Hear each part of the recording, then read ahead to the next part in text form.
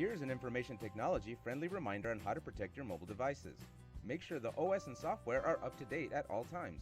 Download apps from reputable sites and closely review permission requests. Use a strong, complex password.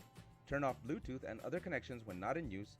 Please don't download apps from third-party app stores and sites, and please don't leave your mobile device unattended in public places.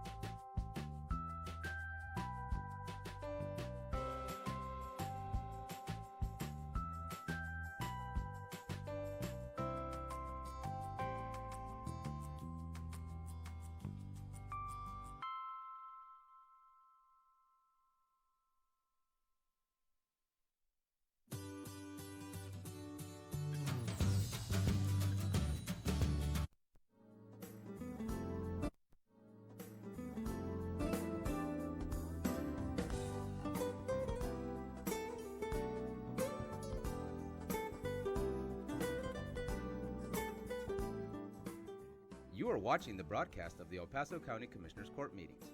Commissioners Court meetings are held every Monday at 9:30 a.m. on the third floor of the El Paso County Courthouse, located at 500 East San Antonio in downtown El Paso. These meetings are open to the public. The meeting will start momentarily.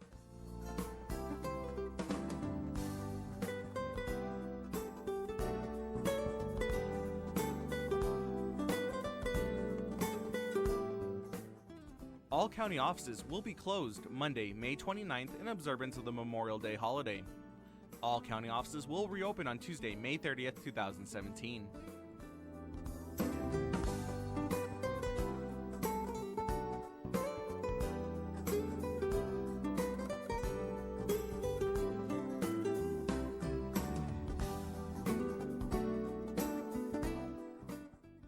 Did you know that you can save money on the cost of your medications? And doing so is easy. In 2015, the County of El Paso launched a prescription discount card program from coast to coast. The cards are available to all El Paso County residents free of charge, and everyone qualifies. You can pick up a card at any county office location, Walgreens, Walmart, CVS, or Target pharmacies, or simply print the card at www.coastrx.com. Happy savings!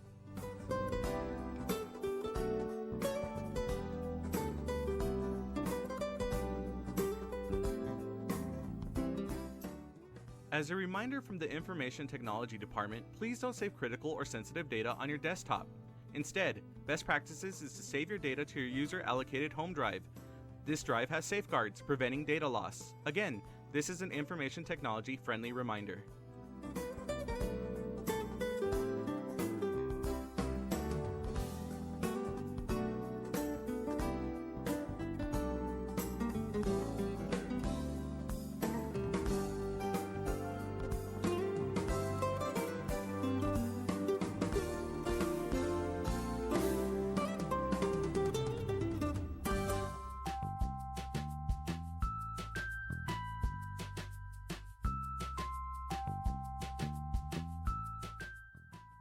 Commissioner Andrew Haggerty would like to invite you to his weekly breakfast meeting that takes place every Wednesday at 7:30 a.m. at Danny's Diner, located at 4690 Trans Mountain Road.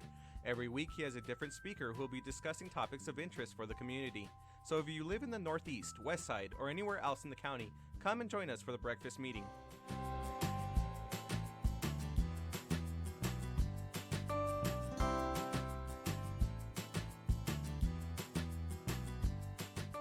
The 346 District Court Judge Angie Juarez Barril started the El Paso Veterans Treatment Court program in 2012 for veterans and active service members that have been arrested and charged with a felony or misdemeanor criminal offense. To be considered for the specialty court, the statutory criteria includes be a veteran or current member of the United States Armed Forces, including a member of the Reserves, National Guard, or State Guard, and suffer from a brain injury, mental illness, or mental disorder, including PTSD, or be a victim of military sexual trauma, all occurring or resulting from military service.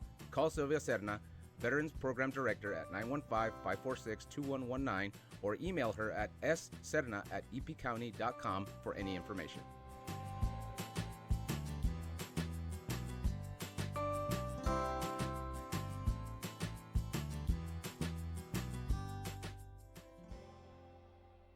As a reminder from the Information Technology Department, please don't save critical or sensitive data on your desktop.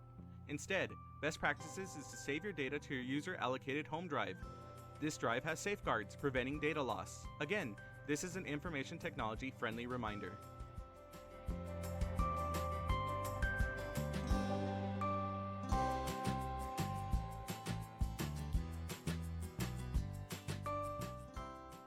Did you know the County of El Paso has a YouTube channel?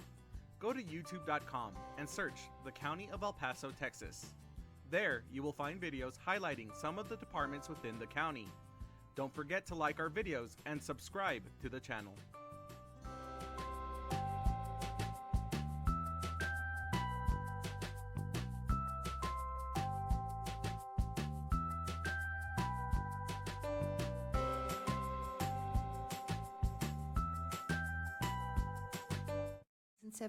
Commissioners Court is meeting in regular session. Will you please stand and join us for the Pledge of Allegiance? Good morning, everyone.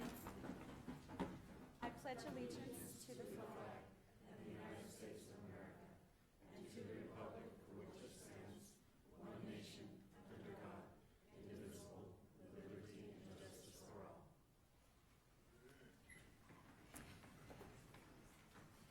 Thank you. The first item is the call for consent. The consent agenda is composed of items 3A through 3H. Are there any items that members of the court or public would like to consider separately, please? Commissioners, anything you would like pulled from the consent agenda? Okay, can we have a motion to approve the consent? So moved. Thank you. Commissioner Pettis is absent. Commissioner Leon? Aye. Commissioner Stout? Aye. Commissioner Haggerty? Aye. Judge Escobar? Aye. Motion carries. Moving on to item 4, resolutions. 4A, approve and adopt a resolution recognizing the month of May 2017 as Drug Court Month in El Paso County, Texas. Good morning. Thank you, Pat. Judge, Commissioners, it gives me a tremendous amount of honor to be able to read this into the record. I noticed Judge Barril in the audience. Judge, if you don't mind joining us at the podium.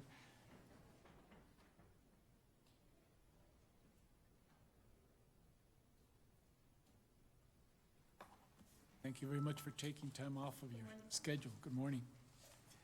Whereas over the past 26 years, drug courts have served approximately 1.4 million individuals, and drug courts are now recognized as the most successful criminal justice intervention in our nation's history. And whereas drug courts save up to $27 for every dollar invested and produce up to $13,000 for every individual they serve.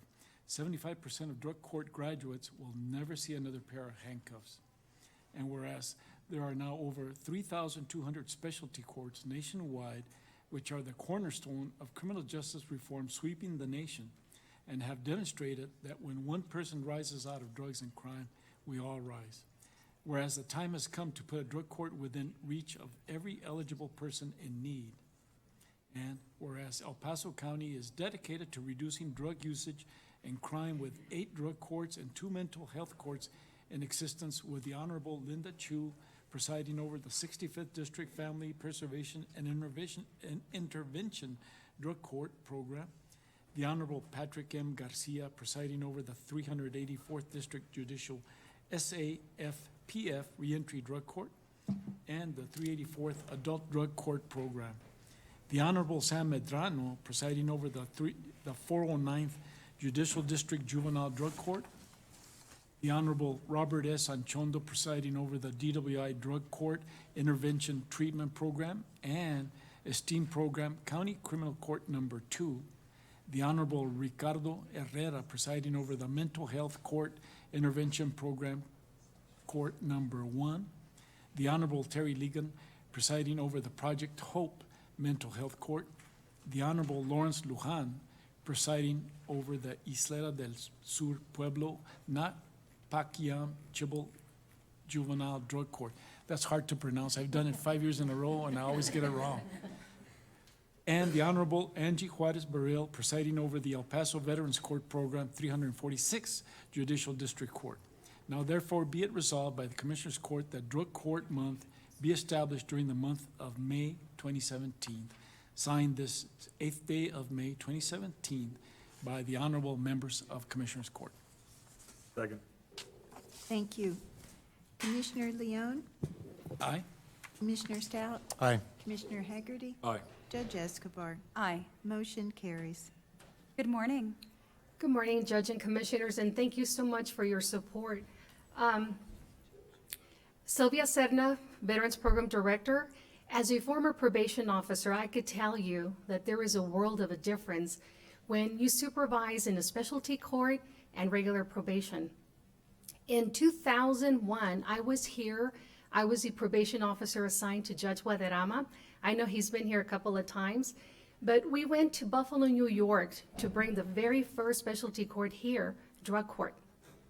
I was assigned to his court, and I could tell you that from that start, knowing that there's a specialization for populations, what a difference it really makes.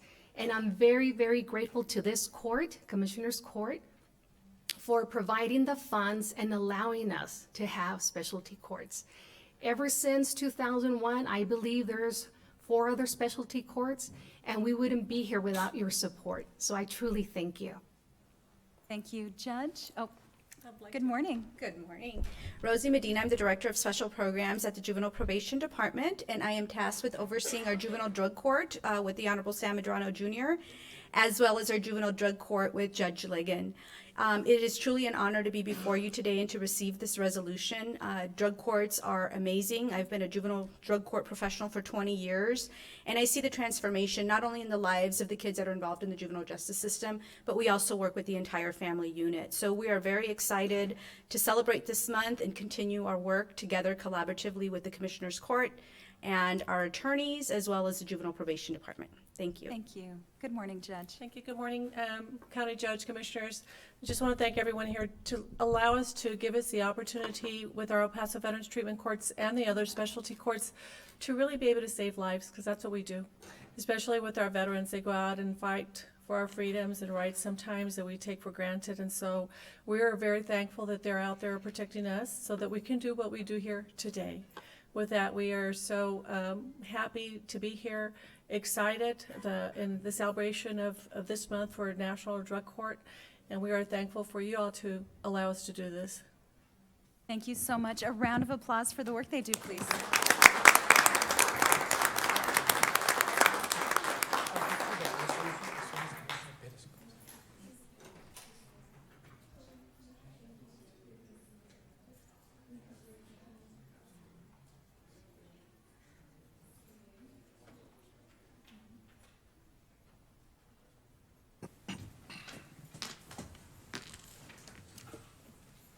Thank you. Item 4B, approve and adopt a resolution recognizing May 12th, 2017 as Law Enforcement Appreciation Day in El Paso County, Texas.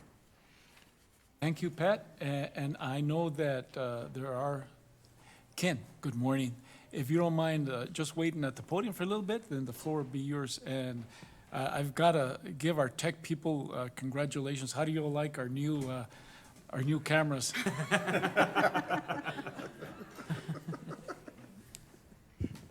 Thank you, Ken. Whereas ASSIST International is the largest organization of security professionals with more than 37,000 members internationally, and is dedicated to advancing the security profession by addressing security concerns of industry, government, and the general public.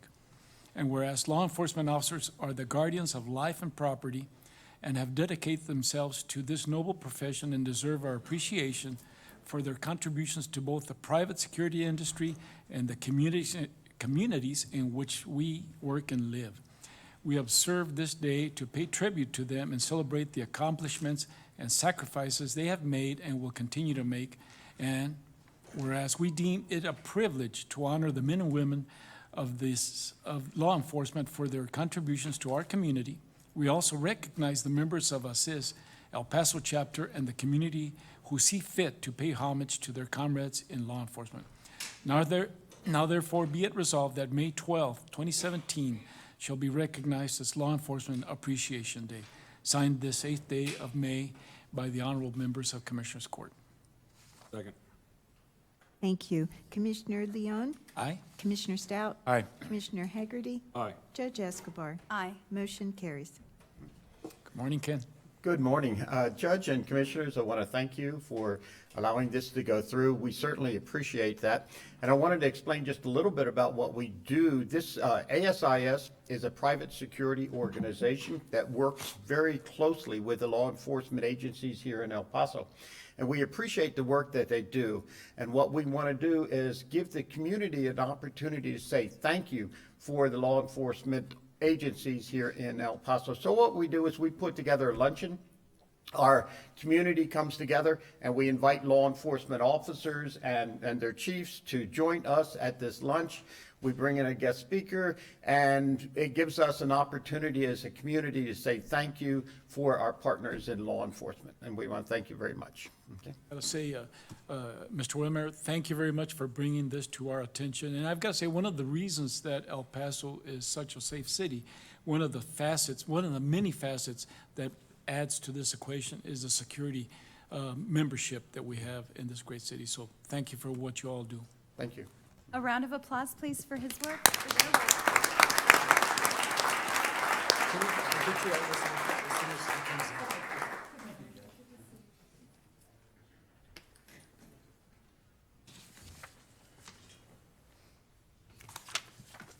Thank you. Item 4C, approve and adopt a resolution recognizing the week of May 7th through May 13th, 2017 as National Correctional Officers Week in El Paso County, Texas. Thank you, Pat.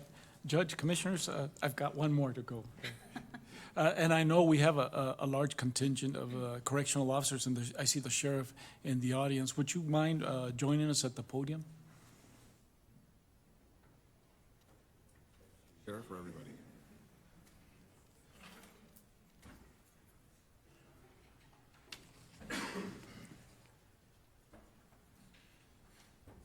I'm very honored to be able to read this into the record. Whereas in 1984, President Ronald Reagan saw the importance to recognize all correctional officers and signed a proclamation designating the week of May 3rd, 1984 as the National Correctional Officers Week. And whereas the duties of correctional officers include supervising offenders who have been convicted of a crime and are sentenced to serve time in a local jail, regional jail, or state correctional facility. And whereas correctional officers are dedicated to protecting offenders while promoting a positive behavior, attitudes, and skills which will improve the offender's chances of becoming a productive member of society when they are released from custody. And whereas correctional officers are crucial to the statewide reentry initiative by helping prepare offenders to assimilate successfully back into the community upon release, thus reducing recidivism. And now therefore be it resolved by El Paso Commissioners Court that we will recognize the week of May 5th through May 9th, 2014 as National Correctional Officers Week. Signed this 8th day of May 2017 by the honorable members of Commissioners Court. Second. Thank you. Commissioner Leon? Aye. Commissioner Stout? Aye. Commissioner Hegarty? Aye. Judge Escobar? Aye. Motion carries. Good morning. Good morning, Judge, Commissioners. Richard Wiles, El Paso County Sheriff. Thank you so much for taking the time to recognize a very hardworking group of men and women who many times unfortunately go unrecognized because they work in our our jails, and people don't get to see them every day and the work that they do. But I'm obviously, from what you read, Commissioner Leon, it's clear that the work they do is very difficult and dangerous, dealing with individuals charged with serious crimes that pose a threat to our society, and having to be in those facilities where those individuals can be a very trying work day.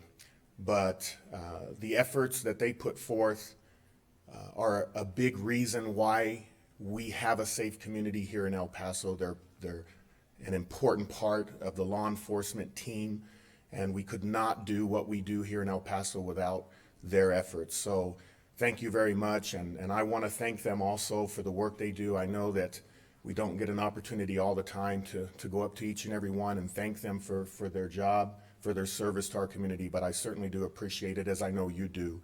And I'd like, would you like to say a few words, or? Okay, so if they could introduce themselves and come up and. Thank you, Sheriff. Good Good morning, morning. Judge. My name is Corporal Cesar Rodriguez, and thank you for this recognition. Commissioners as well, thank you.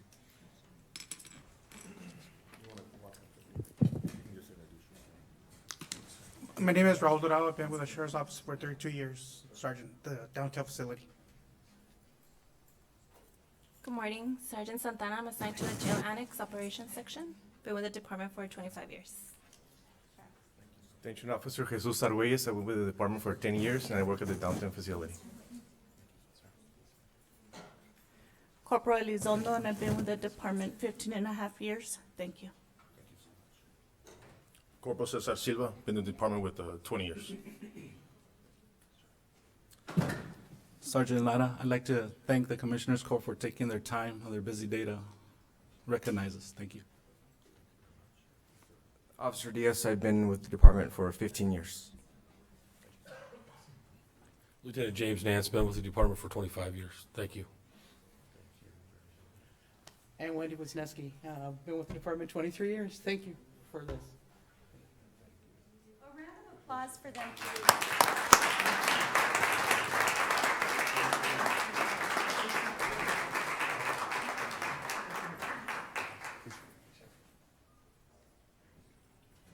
Thank you all for everything you do. We are very, very grateful. Have a wonderful day. Item 4D, approve and adopt a resolution declaring the week of May 7th through 13th, 2017 as National Travel and Tourism Week in El Paso County, Texas. Good morning. I have the privilege of reading this resolution into the record. Whereas Destination El Paso celebrates National Travel and Tourism Week with local awareness activities honoring the travel and tourism industry. And whereas 3.31 million domestic travelers visited El Paso and contributed $1.7 billion to the economy in our city. And whereas the hospitality industry employs 13,530 El Pasoans. And whereas given these laudable contributions to the economic, social, and cultural well-being of the citizens of El Paso, it is fitting that we recognize the importance of travel and tourism and encourage the citizens of El Paso to observe this week by participating with appropriate ceremonies and activities. Now, therefore, be it resolved that the El Paso County Judge and Commissioners Court hereby declare the week of May 7th through the 13th, 2017 as National Travel and Tourism Week, signed this 8th day of May, 2017, by County Commissioner Carlos Leon, Precinct 1, Commissioner David Stout, Precinct 2. Commissioner Perez is not here yet. As soon as we get a signature, we'll send this over. Commissioner Andrew R. Haggerty, Precinct 4, and myself, Veronica Escobar, County Judge. Second. Commissioner Leon? Aye. Commissioner Stout? Aye. Commissioner Haggerty? Aye. Judge Escobar? Aye. Motion carries. Good morning. Good morning, Honorable Judge and Commissioners. Brian Crow, General Manager for Destination El Paso. With me, Veronica Castro, our Director of Tourism. Thank you again on behalf of all of our hospitality partners throughout the city and county for your support of National Travel Tourism Week here in El Paso. As the judge pointed out, the Travel and Tourism Week is an opportunity for us to highlight the contributions that travel and tourism have on our economy and our community. Some highlights there: a little over 3.3 million travelers to El Paso annually, representing over 13,500 jobs. visitor spending at over 1.7 billion. So definitely a very significant contributor to our local economy. We celebrate the week in a number of ways, but one of them is open to the public, and that is that we have a trade show this Wednesday at beautiful San Jacinto Plaza downtown from 11 to 2, encouraging the community to come out. We actually have several local attractions and things to do in El Paso that'll be out and exhibiting, so it's a great way for you to remember all those great things that are in our community and a part of our travel and hospitality community. Also, as you're getting ready for the summer season, it's good to remember all the things you can do in our community when you have visitors come to town. We'll also be celebrating this year the Faces of Tourism at our luncheon on Thursday, an opportunity for us to highlight many frontline employees and our hospitality partners for all that they do each and every day to welcome and greet and care for the guests of our community. Something that if you'd like to join us, you're welcome to join us Thursday, May 11th, and it's at 11:30 at the Convention Center. And again, I wanted to thank you all for your support of South by Southwest, which we finished in March. It was a great event, and I think it really is going to do a lot to bring a lot of attention to this area of the state. So thank you again. Thank you both for the great work you do. A round of applause for them, please.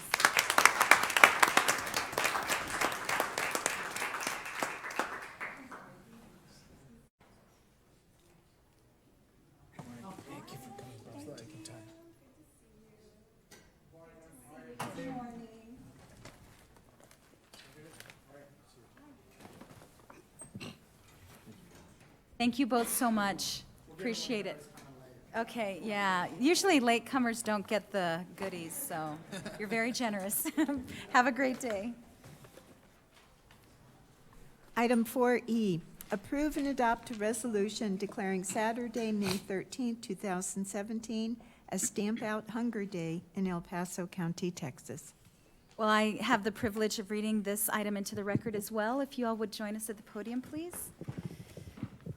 Whereas, celebrating their 25th annual Stamp Out Hunger food drive, every year on the second Saturday in May, letter carriers across the county collect non-perishable food as part of the nation's largest one-day food drive, distributing the donations to local food banks.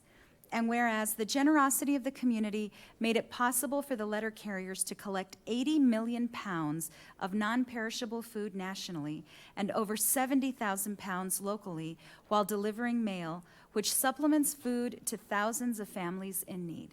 And whereas the National Association of Letter Carriers, in collaboration with the National Rural Letter Carriers Association, the United States Postal Service, UFCW, Teamsters, United Way of El Paso County, Yellow Roadway Corporation, Valpak, Velasas, USAA Foundation, and El Pasoans Fighting Hunger Food Bank have joined in this great effort.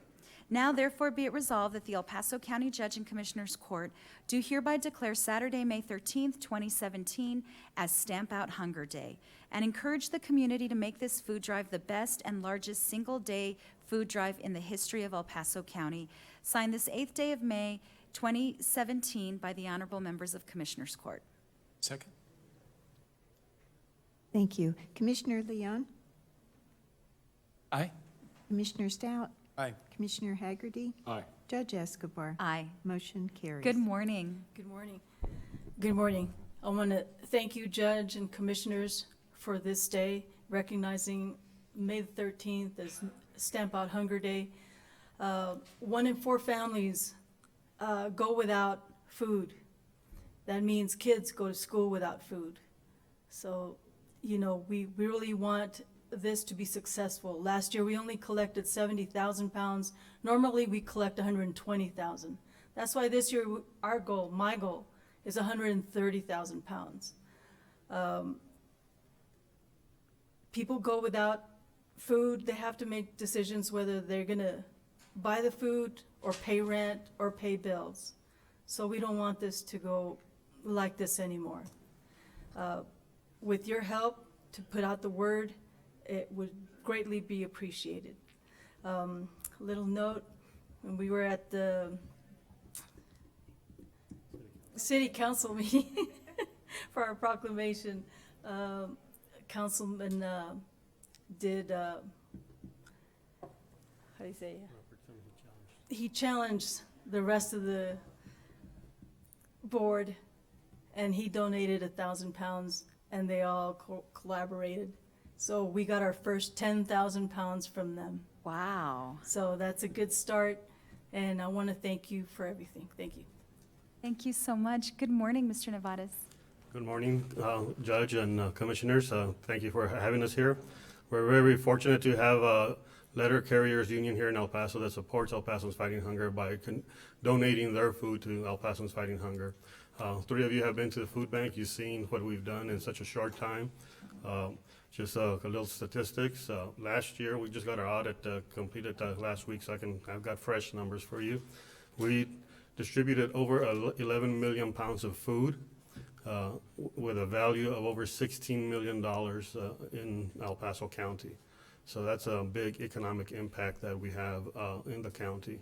We also signed up people for SNAP that brought in $1.1 million into the county. That had $1.6 million of economic impact. So as El Paso's Fighting Hunger grows, the county benefits by the economic impact that we're able to provide the city. Our people are helped. We fed over 90,000 people. But like I said, last year and the year before, that's only 1 meal every 4 days. We've still got a long way to go. And so with your support, we'll get there. So thank you very much for allowing us to be here. Judge, before you sit down, Victor, can you go back to that sentence that because it struck me from the first time you said it. What you're able to supply is 1 meal for every person, 1 meal once every 4 days. Is that correct? 1 meal every 4 days to the people that we served. We didn't serve everybody. It's a astonishing statistic. Thank you. Good morning, Ms. Wyatt. Good morning, Judge Escobar, Commissioners. Thank you for recognizing May 13th as Stamp Out Hunger Day. What an honor. The County of El Paso has been very supportive. Commissioner Leon, we look forward to working with you on your feeding programs during the summer.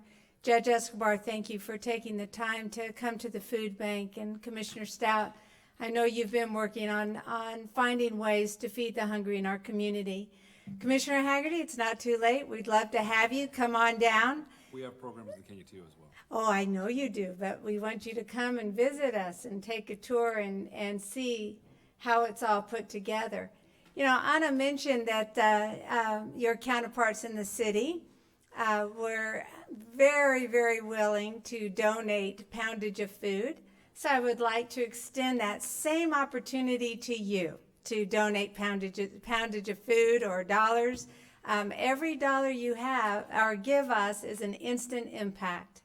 $1 is 11 meals. That's an instant impact to our community. So thank you in advance. God bless you. God willing, we'll do great things together. Thank you.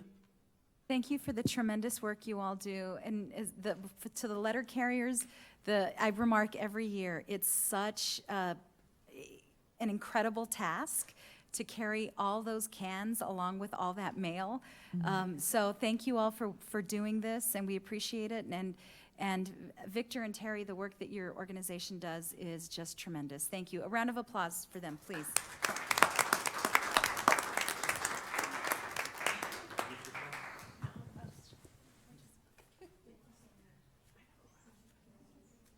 I'll leave one for you. Thank you. Thank you so much.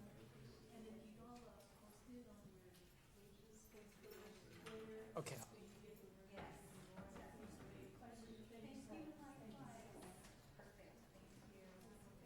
Oh, thank you, thank you.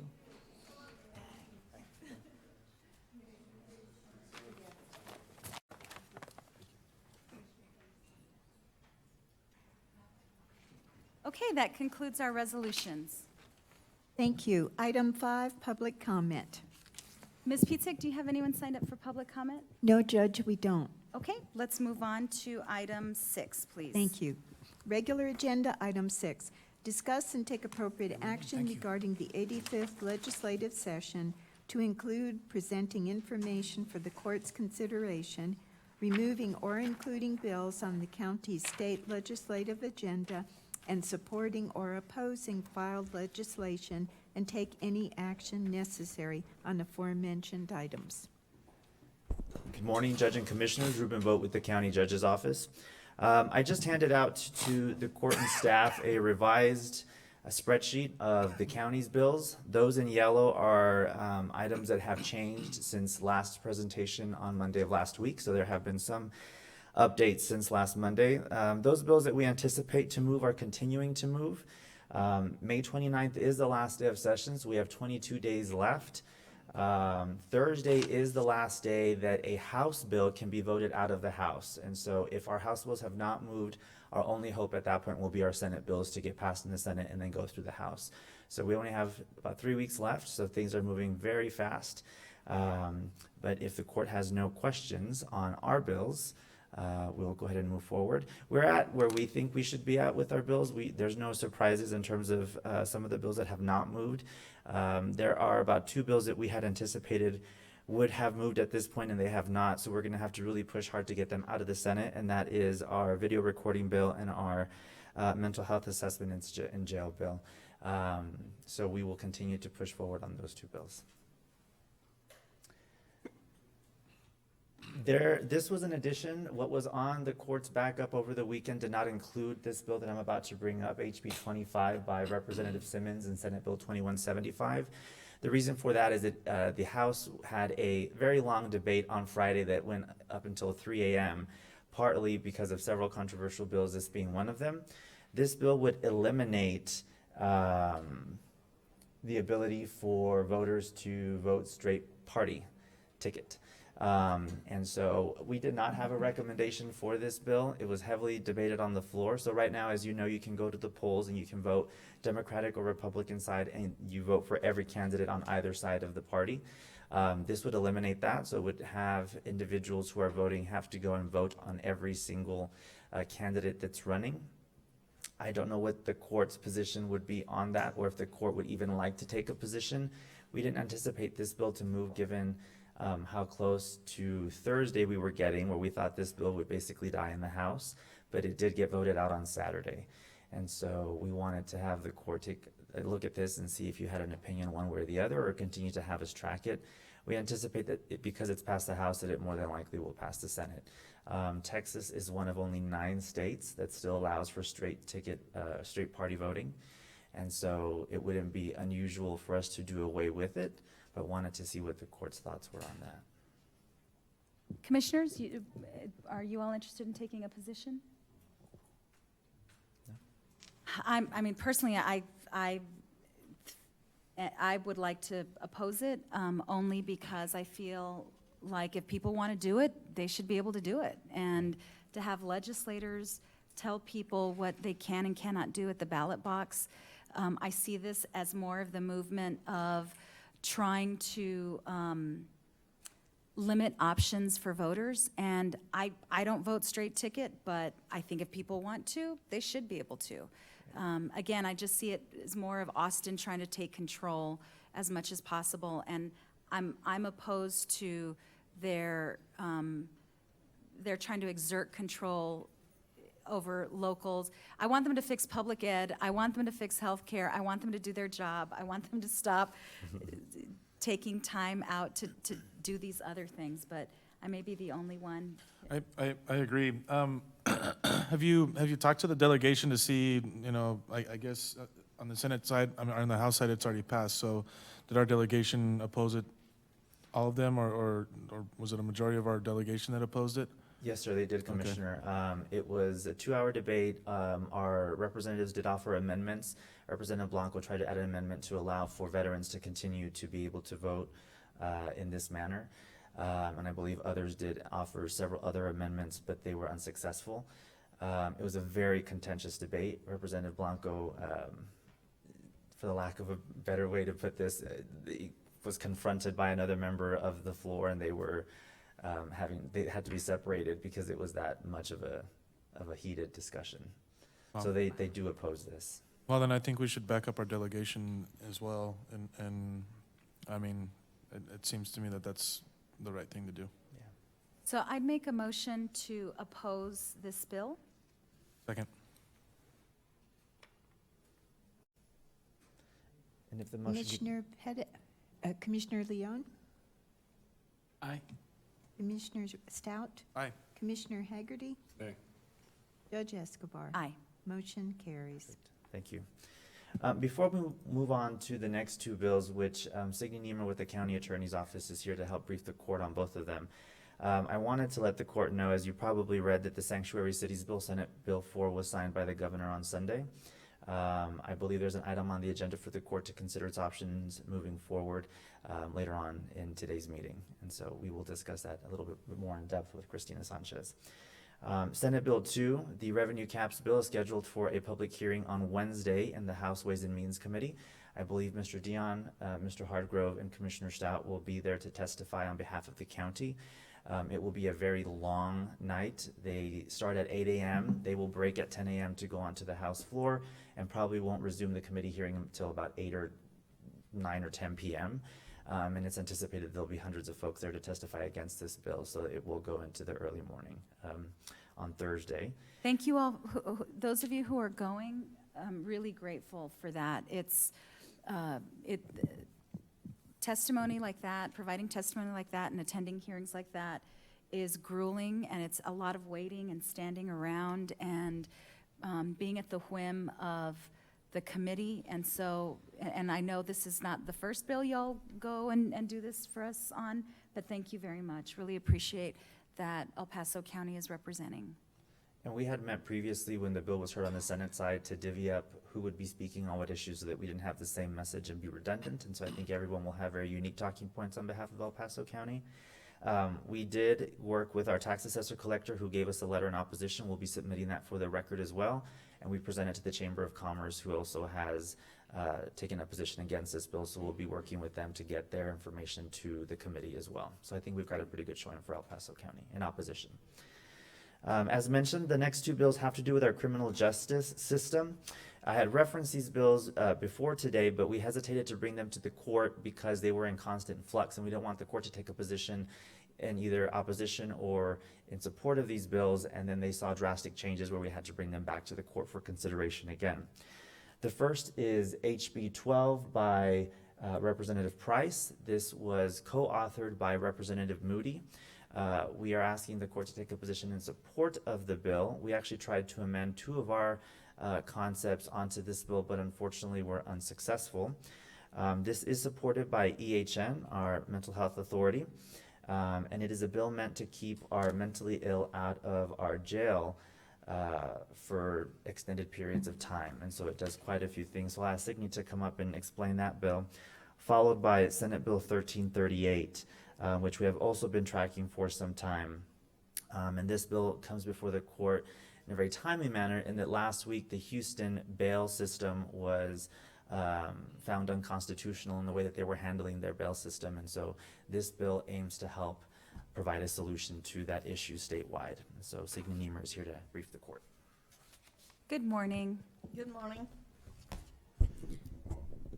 There were a couple of bills that were great big gigantic criminal justice bills, and two of them are these that we're talking about today. House Bill 12 is one of these 45-page bills that touches mental health. That's what it's about. And so I'm going to kind of work backwards. What it does, in the past there has been the ability, a test program in either 2 or 3 counties in the state to put mental health services into the jail, not like what we have where there's a physician there, but actually serve as a mental health facility within the jail so that you could do things like restoration without having to wait for months to send people to Vernon's.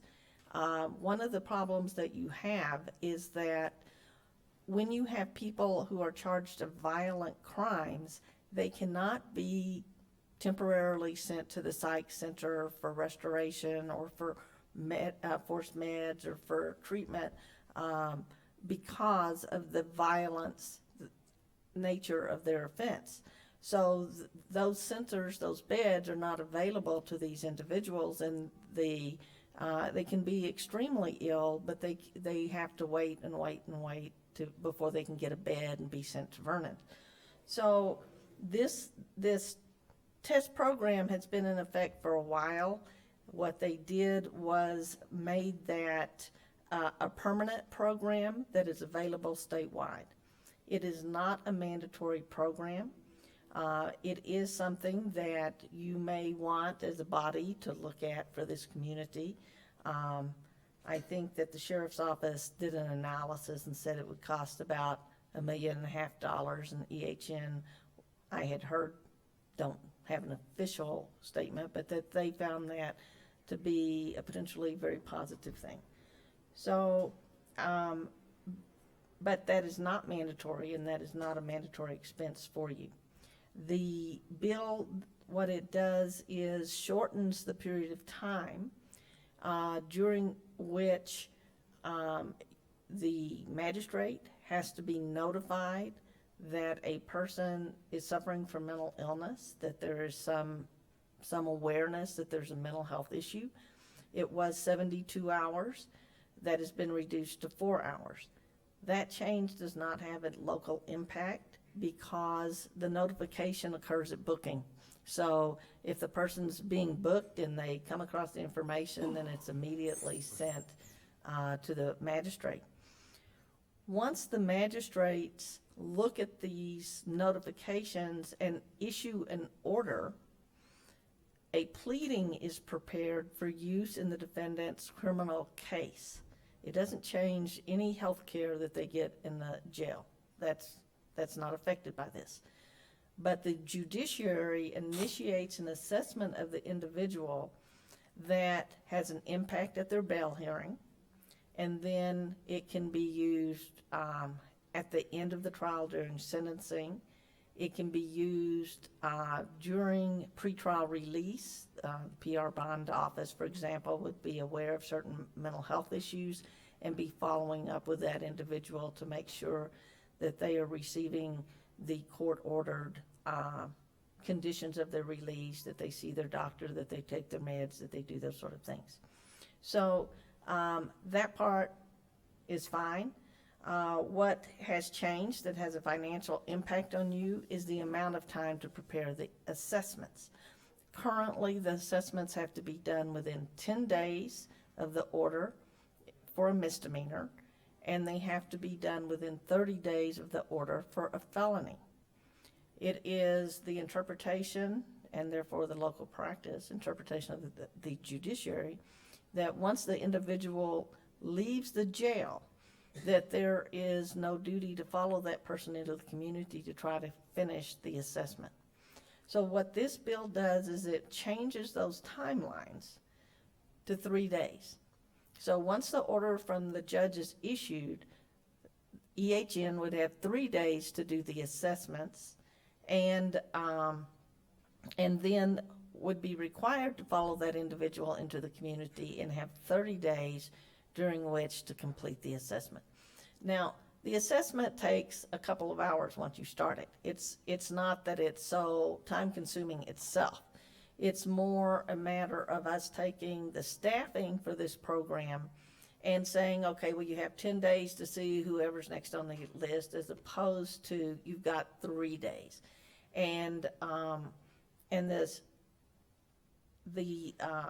So what that will require, I think, is more staffing in order to do both those things. One, just to get the reports and see all the people faster. The second part, to follow them out in the community, which we have not done. And so it's a whole lot easier while you have these people captured, and you can talk to them real fast and let them leave the jail. Even if you talk to them and you do that portion of the report and then they leave, there's nothing that stops you from finishing the report after they're gone. So that will cost some amount of money. It's not clear. We have just begun, and I frankly didn't look at it to give you any feedback. I didn't think the numbers were probably real reliable. We've had about 3 months of doing these assessments, and that's working through bumping into each other and looking for people and trying to figure out how to make the computers work and all that kind of stuff. So we are just now getting to the period where we have any idea how long those assessments take, but the feedback I did get was that they were going faster than they had anticipated. So that's, I think that bill is going to pass, and so we're making you aware of it. Right now, we are in support of that bill.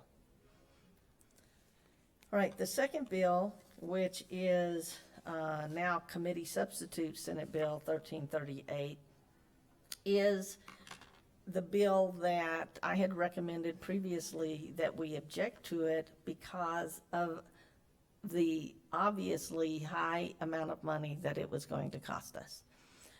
It had several provisions in it that, for example, one sentence, $700,000. You had to have defense counsel available during bail hearings.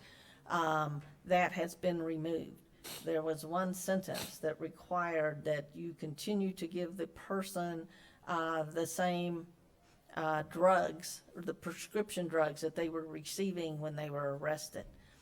There were both security risk and financial obligations associated with that.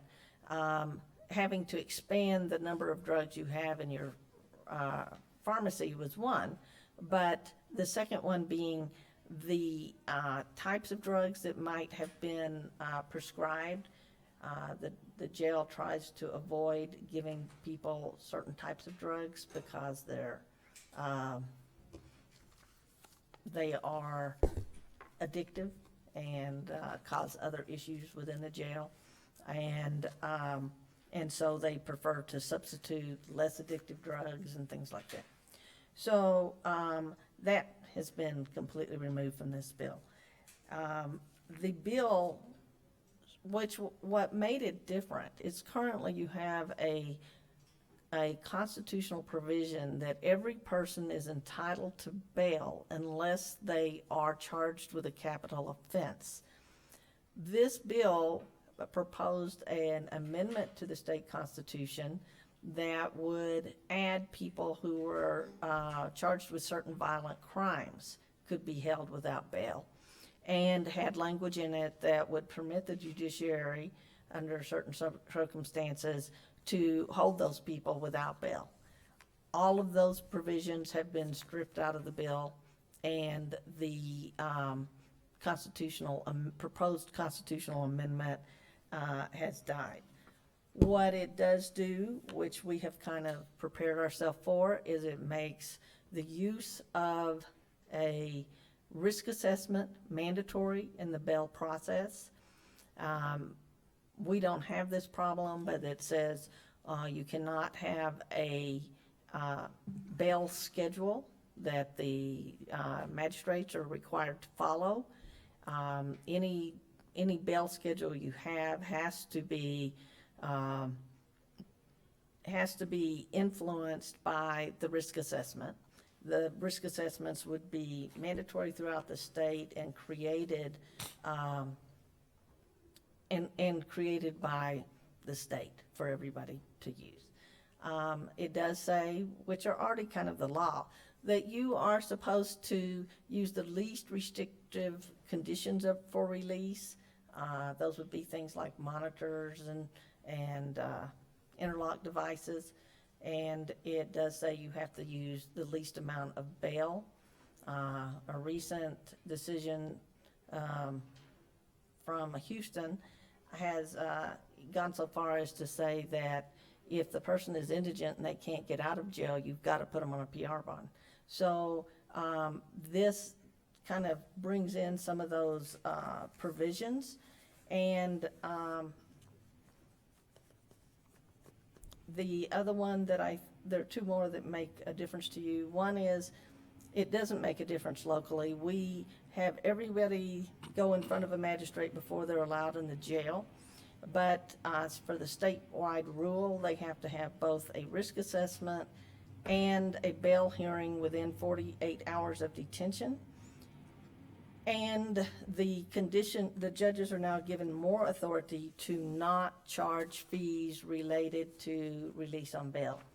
Now, what that does is it has a different impact here locally in that you go to San Antonio, they buy all of the devices. They pay for the companies that put GPSs on people or put ankle bracelets on them because they think it's cheaper to do that than it is to keep people in jail, and they're under court orders to reduce their population and so on. I have often heard the judiciary here talk about we need to buy our own devices, and because people can't afford them, they're very expensive to rent on a monthly basis and so on.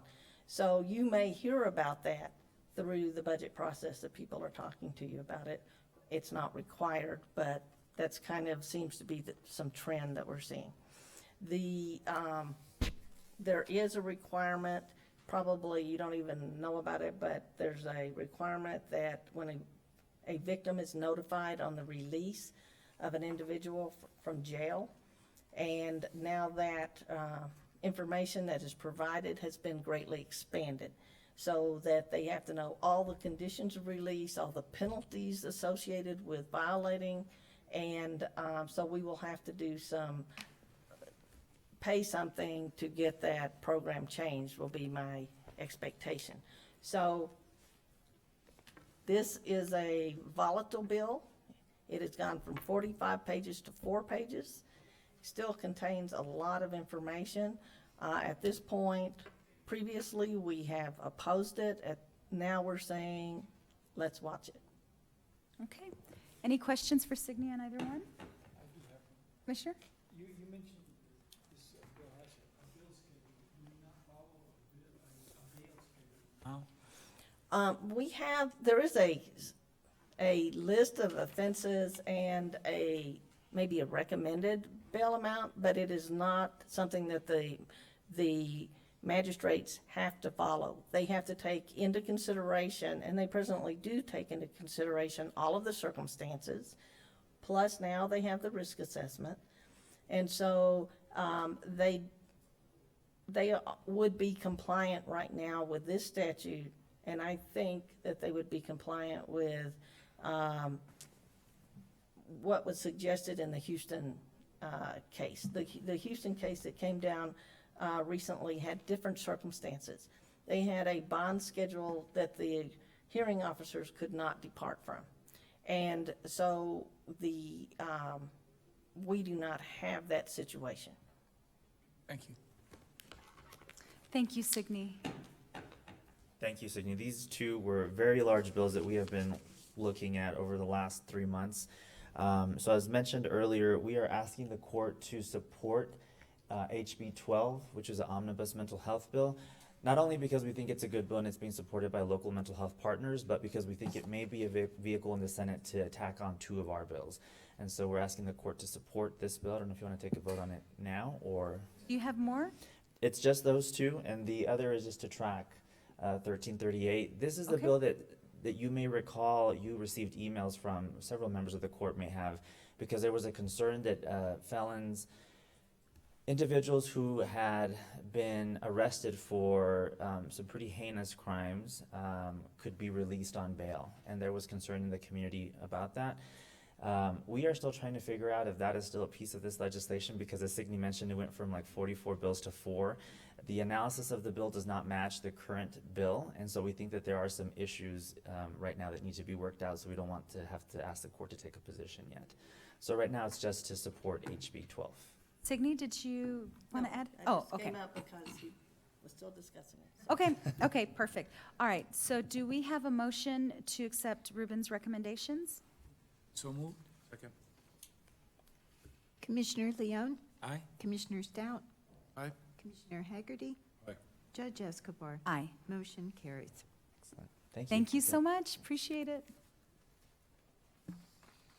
Moving on to the auditor, item 7, presentation and discussion of market conditions affecting long-term debt from financial advisor concerning market conditions and impact on portfolio. Good morning. Judge and members of the commission.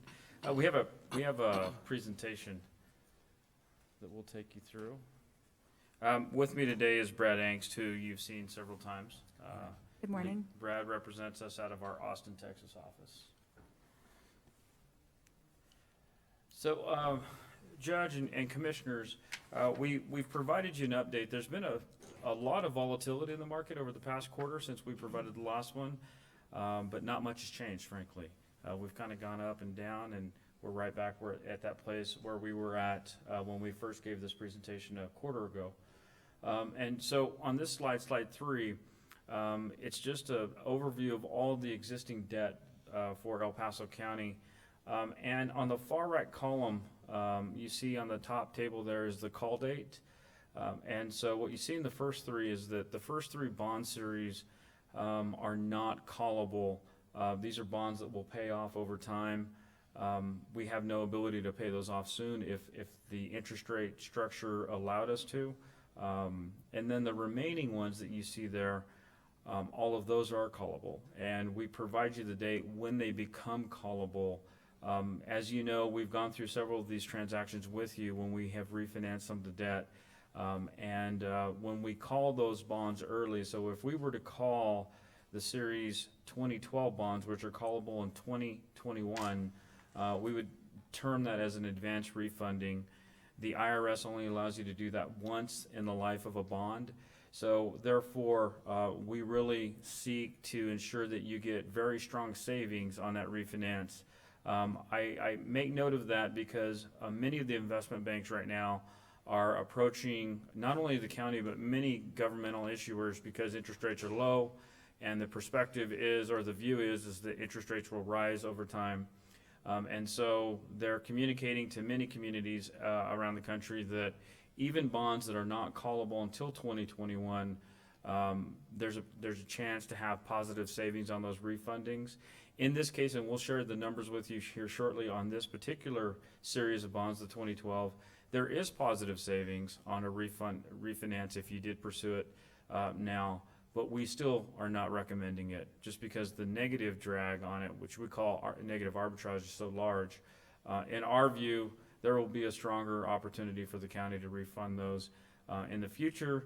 And again, we'll get into those details, but I just kind of wanted to walk you through a little bit more of the detail on the summary because you know, many times I get up here and we kind of skim through it. On the bottom right hand, we always show you a chart of how quickly you're paying your principal debt off. And so on average, every year you pay almost $12 million of principal off, you know, from your bond payments. So that gives you a pretty good perspective on currently of all the existing debt you sold, almost $275 million of debt, and the county currently owes about 187 principal outstanding at this point. And again, every year you'll pay down roughly $12 million on that principal debt. Slide 4 is just a graphical representation of the information we shared with you about your annual debt payment. Again, you pay down roughly $12 million of principal.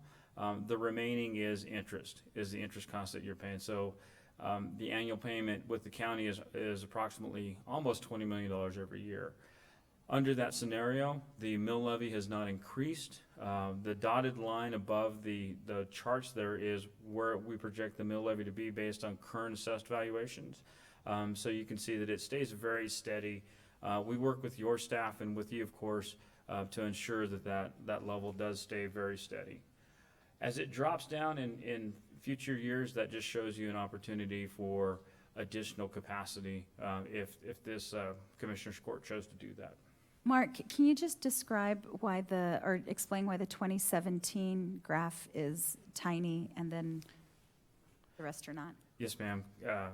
The 2017 bond payments have primarily all occurred at this point. So those are just minor interest payments that will be paid in this calendar year. I'm going to have Brad Anks take you through the refunding analysis. But again, as I mentioned, even though it's positive, we are not recommending moving forward. Right. Thank you.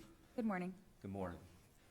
So as Mark mentioned, the 2012 series of certificates of obligation, we have begun to receive some proposals on. Currently, we're seeing about 3.8% savings on that transaction should it be refunded with current market rates. That equates to just over $2 million of net present value. It's a large number, but As Mark mentioned earlier, we believe maintaining that flexibility. You still have about 4 years till you get to that call date or the prepayment option, if you will. And we believe maintaining that flexibility can provide you potentially with greater savings in the future, but it also allows you to restructure or change up your debt portfolio should you need it if other factors come into play. Some more of the detail, we won't jump into too much of it, but looking at the top left chart, it does have some of the results there on about $53.8 million of bonds refunded. Again, it equates to that $2 million of NPV savings or net present value savings at about 3.8%. The bottom chart shows a sensitivity analysis should market rates change, showing you in 25 basis point increments. Right now you'll see that top line is a movement of 25 basis points down. So if interest rates were to drop, it shows the results and it's about 5.93%. I think once we got into that 5 and 6% range, if that were to occur, I think Mark and myself would probably be back here to discuss that with you further. Yes, sir.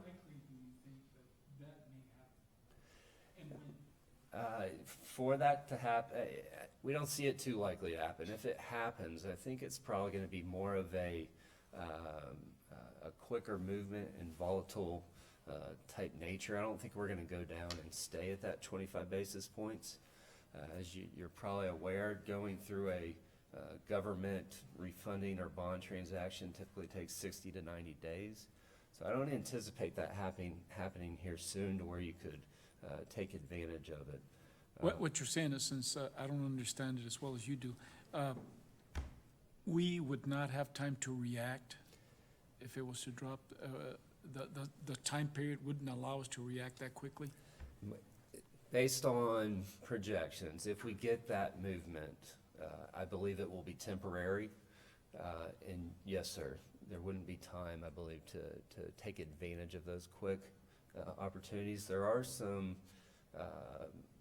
parameters, resolutions, and items that can be put in place to potentially move quicker.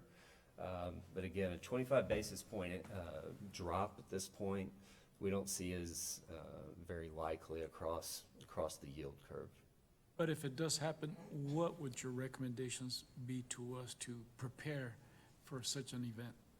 I think if we were to have that happen and we get into that 5 and 6% range, we'd want to also go back and look at the negative arbitrage. While that savings percentage is one metric we look at, we also want to look at the efficiency of that negative arbitrage to the savings.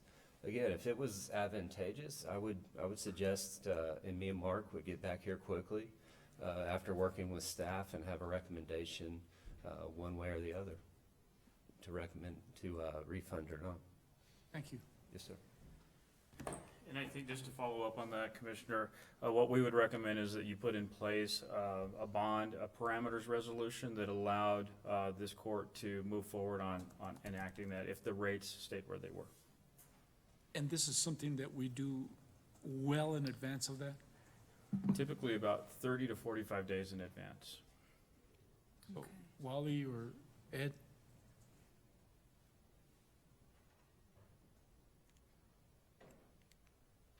Yes, we're also in agreement also to keep monitoring it until the situation gets more favorable. Thank you. Yes, sir. Thank you. I'm going to go ahead and take you through the market conditions, and then we'll finish up here and take any other questions that you might have.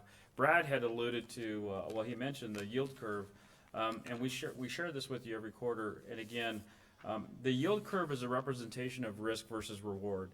So the longer amount of time that you borrow, so if you borrowed to 20 or 30 years, you would expect that investors would want a higher yield. They would want a higher return from you, which means a higher interest rate that you would pay. So what we're showing you on the left-hand side is just the comparison, and this is a real benefit for El Paso County. This is just the strength of this government. It's a difference of the credit spread. So it's a reflection of how much other governments pay relative to El Paso County, who has a AA credit rating, which is very strong. compared to a county that may have a triple B, which is just above investment grade. And you can see that in that case, those counties are paying almost a full percentage point more for their financing, which again is what we preach as financial advisors, which is strong fundamentals to give you the best bond rating that you can possibly get. And El Paso County does great. It's a fantastic credit out there in the market, and investors really reward you for that with lower interest cost financing. On the right-hand side is just time. It's a reflection of the yield curve over time, and you can see that the two curves on the bottom there, the purple and the light orange or pink or whatever it might be. Sorry, I just can't see very well. It's the same color as your tie, Yes, Mark. I know. So those two are from last year. Those two curves are at times last year relative to the two higher, which are more recent interest rate perspectives. And clearly here, the point is that interest rates have risen. They have just shifted up. And yet we still have very low interest rates, which kind of leads me into this next slide, which is just the historical perspective on rates. When you look at the 10-year Treasury, and you'll hear us talk a lot about the 10-year Treasury, we track it. It really triggers a lot of the decisions that we would come back to you and say, perhaps we should start looking at a refunding now. So the 10-year Treasury 20 years ago was more in the 7% range, and over time has dropped significantly. We're still in a very low rate environment. So the Federal Reserve met last week and mentioned that they are looking at another rate rise or rate increase in June. We still don't know. We won't know until June whether it's a 0.25% or 0.5%. But the market's starting to plan for a rise in interest rates. We had one earlier, and yet interest rates are still in a very low rate relative to the past 20 years. So it's still a good time to look for opportunities to refinance, which is why we like to meet with you frequently and talk about the opportunity and just keep you on track on where it's at. We talked at the last quarterly meeting about this, or the presentation, and clearly the Trump presidency, the Trump administration changed markets pretty dramatically. And you see that in the bottom red on the right-hand side. A lot of investors out there were looking for opportunities to pick up yield in the stock market and equities, and so they moved a lot of money out of the muni bond market. And we're now seeing that to turn, and more money is starting to come back into the municipal bond market. June is always a great month. We have a lot of cash in the market, so we'll see that tick up. And again, the perspective on interest rates, when the Fed does come in and act, that could have a sort of we don't know what the impact will be yet on the equity markets. A lot of folks are saying that it could dampen the enthusiasm that's currently occurring on the equity side. And then just again, a longer term perspective on credit spreads. It's hard to see the differentiation here on the right-hand column of what's happening currently. But like we talked about earlier about the yield curve and credit ratings, we are starting to see lesser rated credits in the triple B category having to pay more to borrow and to pay more for a longer period of time. Again, it's a very strong statement for El Paso County because you have a very high credit rating, and so you won't the impact of your cost will not be as extreme as you might see on the triple B side. A judge and members, we're happy to answer any questions. That's our presentation. Thank you so much. And just want to say that y'all are so always on top of it. Your quarterly reports are super helpful. Right. Really appreciate the work you do on behalf of the county.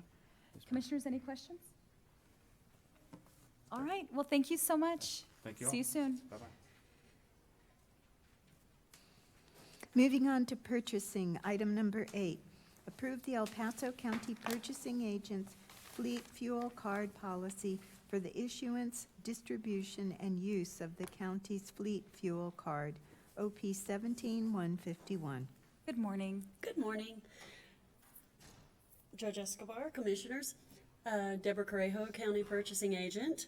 The item before you is an update of the fleet fuel card policy. I want you to note that the major change in this policy is that the Director of Fleet Services is changing the concept of how this is done, and the cards will now be assigned to the vehicle rather than a person. And I have Hopeton Staple here if you have any questions about that. Other than that, we're requesting your approval of the updated fleet policy. Thank you so much. Commissioners, any questions for Hopeton? Hopeton, thanks so much for your work on this and for everything under your supervision. We're really happy with the direction that you've taken everything in. Thank you, ma'am. Thank you. Commissioner Leon? Aye. Commissioner Stout? Aye. Commissioner Hagerty? Aye. Judge Escobar? Aye. Motion carries. Item 9, approve and authorize the purchasing agent to reject all responses received for request for proposal 17001, infrastructure enhanced system and forest migration for the county of El Paso. Good morning, Deborah Correjo, County Purchasing Agent again. Item number 9, we're asking to close out the RFP process on this. An evaluation team, and we're doing a new evaluation process, and I want to bring this to your attention. The evaluation process now is much more detailed and gives a much more thorough investigation to what vendors are submitting. I believe this serves two purposes. It provides fairness to the vendor community because it takes money for them to put in these RFP packets. Also, it keeps the county from perhaps getting into situations where it's not really the best deal, and we don't really identify why it's not the best deal. In this case, we had 5 submitters, and although they were good submissions, in some ways, they did not meet the intent or the needs of the IT department. And you have the sheets in front of you that show how the scoring turned out. I'm happy not only to answer any questions about the process, but I am rejecting the allowance to close this out so that we can go an alternate way to obtain what IT needs. Thank you so much, Ms. Carrejo. Questions or a motion? And just to clarify, excuse me. rejection. Thank you. Move to approve the rejection. Do we have a second, please? I wanted to listen to, you had a. I was just going to say, just move to reject all responses. That's the motion. I'll second it with the additional information just received. You like that better than approve, reject? Is that what Right. you're telling me right now? Yes, sir, I All do.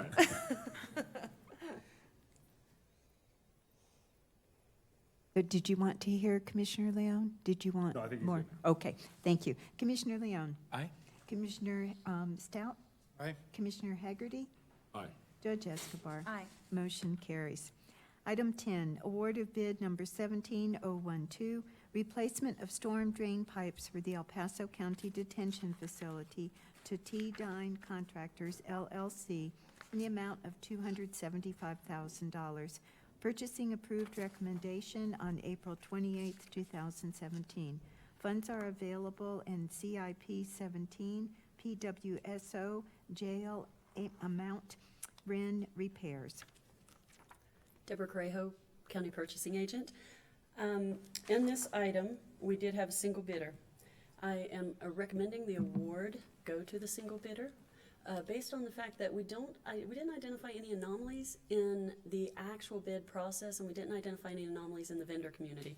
The sampling was done to identify why we might have had a single bidder. Most of it was indicated to be the unavailability of the vendor community to take on the job. And in some cases, as you know from your paperwork, the vendors either were not interested or didn't feel they could do the capacity of the job. Okay. Any questions or a motion? Motion to approve? Second. Commissioner Leon? Aye. Commissioner Stout? Aye. Commissioner Hagerty? Aye. Judge Escobar? Aye. Motion carries. Thank you so much. Thank you. Budget and Finance, item 11. Approve amendment number 27 to the County of El Paso's 2016-2017 operating budget. This budgetary amendment will increase grants by $10,956, thus increasing the overall budget of $389,178,934.51 to $389,189,890.51. Good morning, Judge and Commissioners. Wally Hargrove from the Office of Budget and Fiscal Policy. We have 3 amendments within the general fund. I'll go over those first.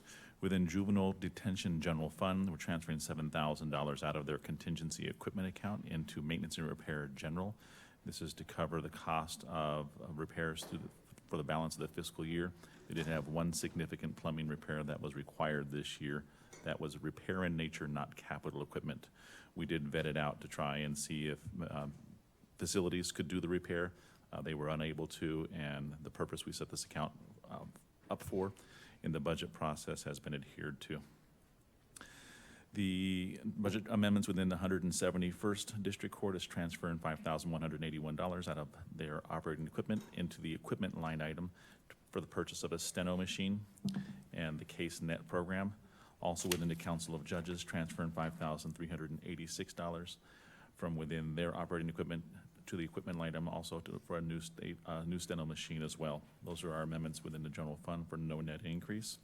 Within grants, setting up the program participant revenue in the amount of $9,456 in the 384th Drug Court Program, and setting those up for salaries, associated fringe benefits, and supplies for $2,056, and travel for $2,500 within that the 384th Adult Drug Court. Also within the Isleta Socorro Sanelli Circular Route 15 is setting up the program income for $1,500, and the opposing line item of contracted services for $1,500. Would ask for your favorable consideration. Thanks, Wally. Any questions or a motion? Commissioner Leon? I've got a question, I apologize.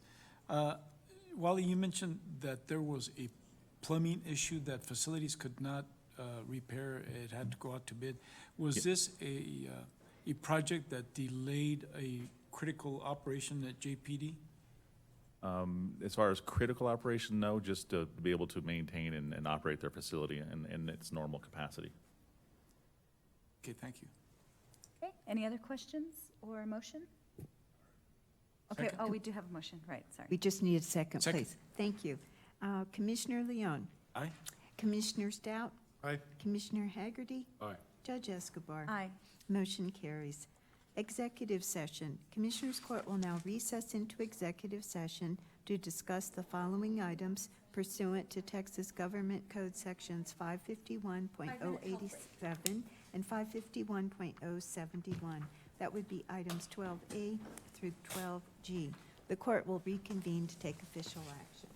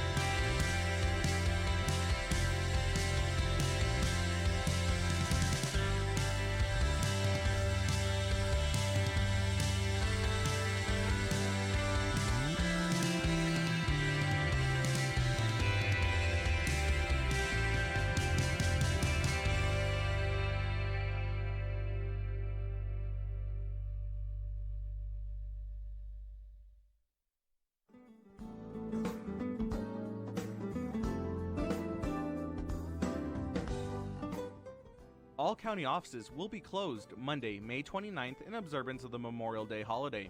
All county offices will reopen on Tuesday, May 30th, 2017.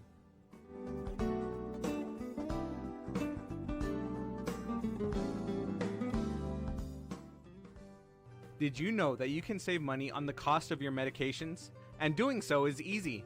In 2015, the County of El Paso launched a prescription discount card program from coast to coast. The cards are available to all El Paso County residents free of charge and everyone qualifies.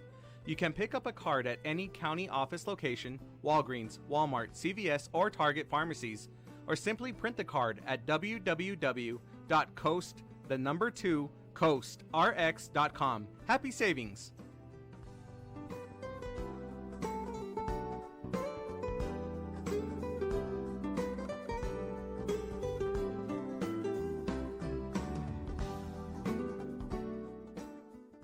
As a reminder from the Information Technology Department, please don't save critical or sensitive data on your desktop. Instead, best practices is to save your data to your user-allocated home drive. This drive has safeguards preventing data loss. Again, this is an information technology friendly reminder.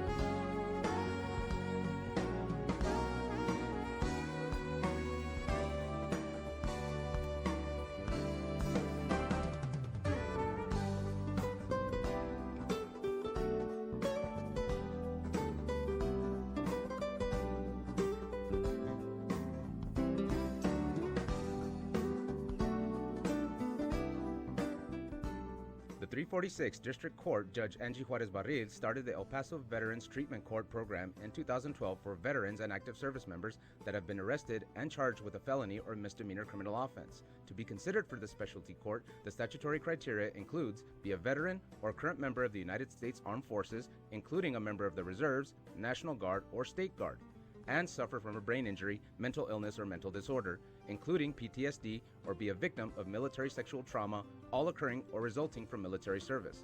Call Sylvia Serna, Veterans Program Director at 915-546-2119, or email her at sserna@epcounty.com for any information.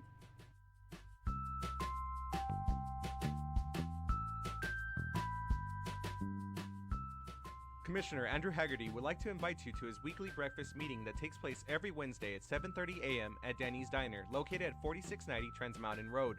Every week he has a different speaker who will be discussing topics of interest for the community. So if you live in the Northeast, West Side, or anywhere else in the county, come and join us for the breakfast meeting.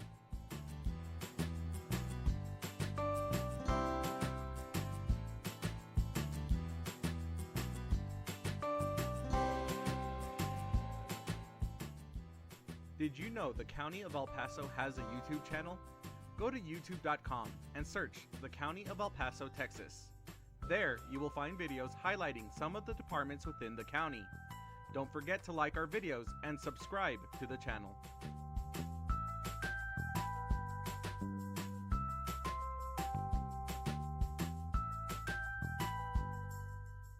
Here's an information technology friendly reminder on how to protect your mobile devices. Make sure the OS and software are up to date at all times. Download apps from reputable sites and closely review permission requests. Use a strong complex password. Turn off Bluetooth and other connections when not in use. Please don't download apps from third-party app stores and sites, and please don't leave your mobile device unattended in public places.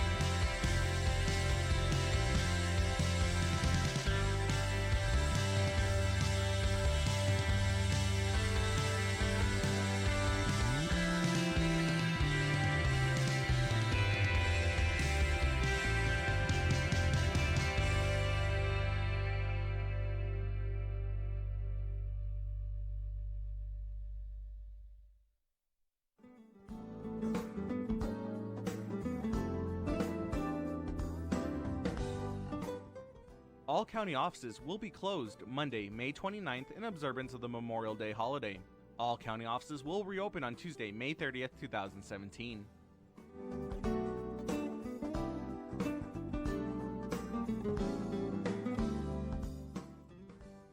Did you know that you can save money on the cost of your medications? And doing so is easy. In 2015, the County of El Paso launched the prescription discount card program from coast to coast. The cards are available to all El Paso County residents free of charge and everyone qualifies.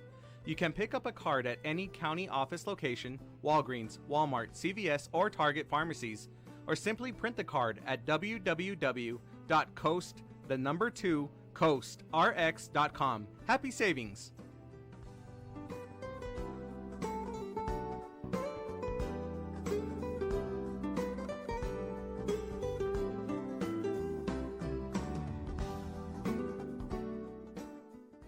As a reminder from the Information Technology Department, please don't save critical or sensitive data on your desktop. Instead, best practices is to save your data to your user-allocated home drive. This drive has safeguards preventing data loss. Again, this is an information technology-friendly reminder.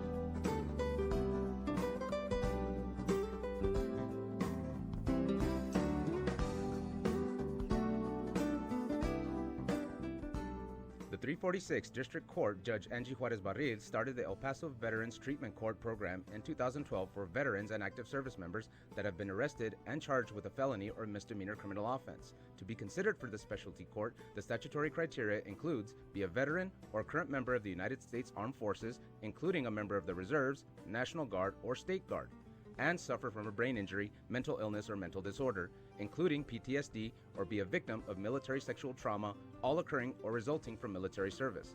Call Sylvia Serna, Veterans Program Director at 915-546-2119, or email her at sserna@epcounty.com for any information.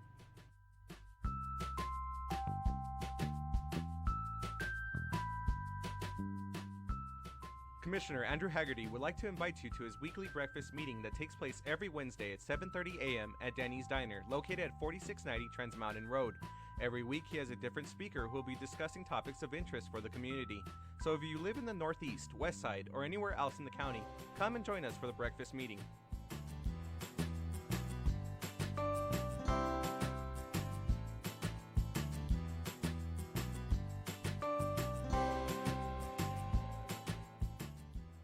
Did you know the County of El Paso has a YouTube channel?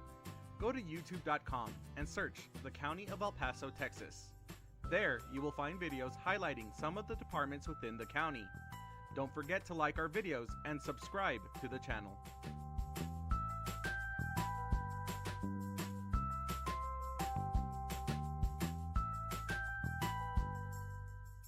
Here's an information technology friendly reminder on how to protect your mobile devices.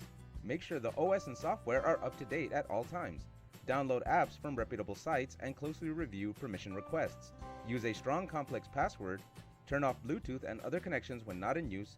Please don't download apps from third-party app stores and sites, and please don't leave your mobile device unattended in public places.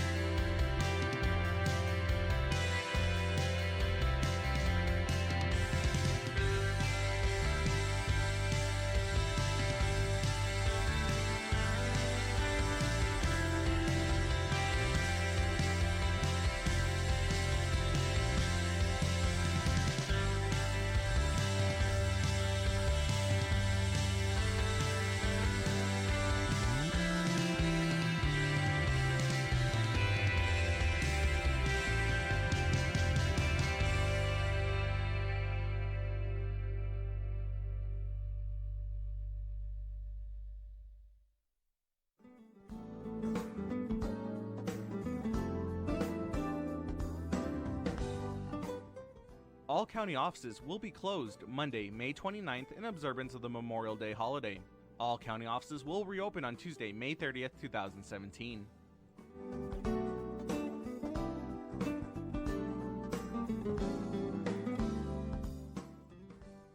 Did you know that you can save money on the cost of your medications? And doing so is easy. In 2015, the County of El Paso launched the prescription discount card program from coast to coast. The cards are available to all El Paso County residents free of charge and everyone qualifies. You can pick up a card at any county office location, Walgreens, Walmart, CVS, or Target pharmacies, or simply print the card at www.coastrx.com. Happy savings!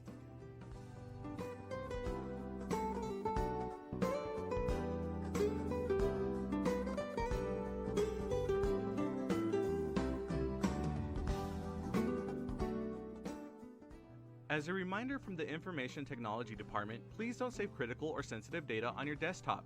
Instead, best practices is to save your data to your user-allocated home drive. This drive has safeguards preventing data loss. Again, this is an information technology-friendly reminder.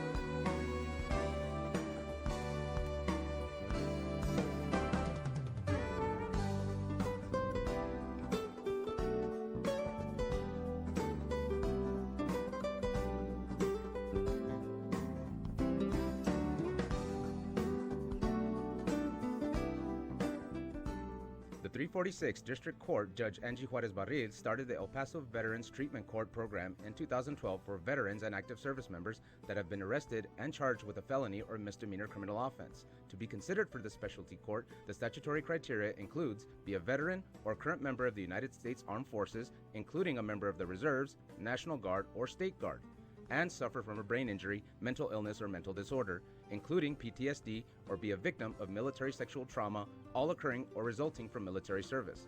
Call Sylvia Serna, Veterans Program Director at 915-546-2119, or email her at sserna@epcounty.com for any information.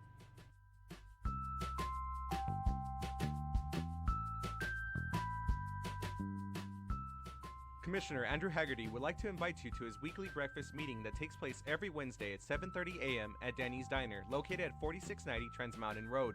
Every week he has a different speaker who will be discussing topics of interest for the community. So if you live in the Northeast, West Side, or anywhere else in the county, come and join us for the breakfast meeting.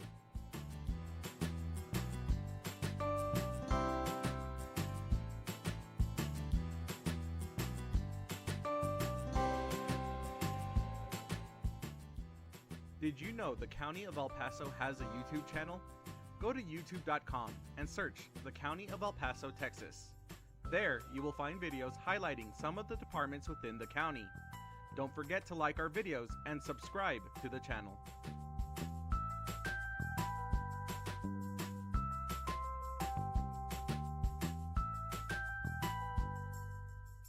Here's an information technology friendly reminder on how to protect your mobile devices. Make sure the OS and software are up to date at all times. Download apps from reputable sites and closely review permission requests. Use a strong complex password. Turn off Bluetooth and other connections when not in use. Please don't download apps from third-party app stores and sites, and please don't leave your mobile device unattended in public places.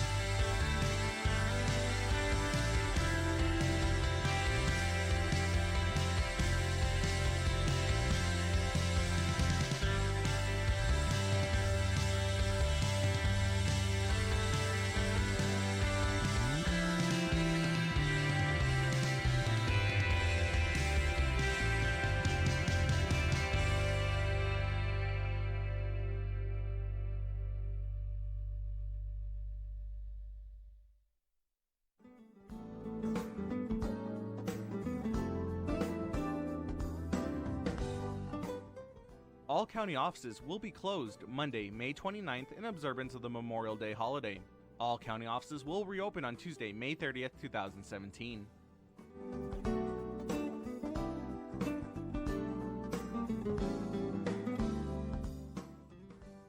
Did you know that you can save money on the cost of your medications? And doing so is easy.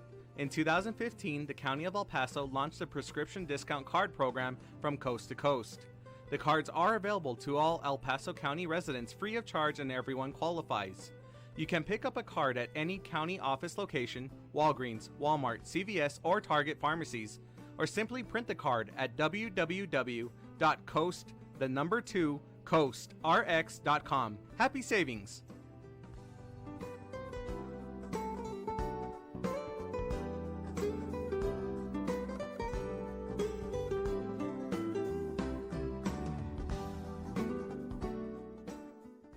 As a reminder from the Information Technology Department, please don't save critical or sensitive data on your desktop. Instead, best practices is to save your data to your user-allocated home drive. This drive has safeguards preventing data loss. Again, this is an information technology-friendly reminder.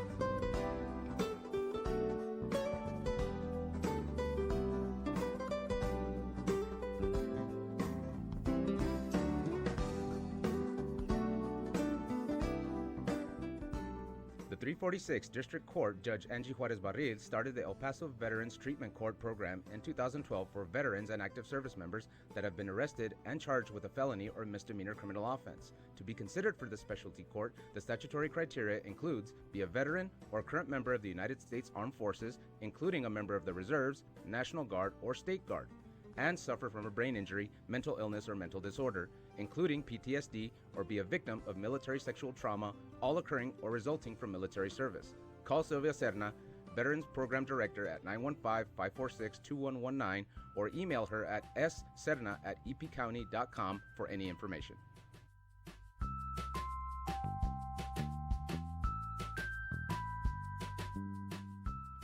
Commissioner Andrew Haggerty would like to invite you to his weekly breakfast meeting that takes place every Wednesday at 7:30 a.m. at Danny's Diner, located at 4690 Trans Mountain Road. Every week he has a different speaker who will be discussing topics of interest for the community. So if you live in the Northeast, West Side, or anywhere else in the county, come and join us for the breakfast meeting.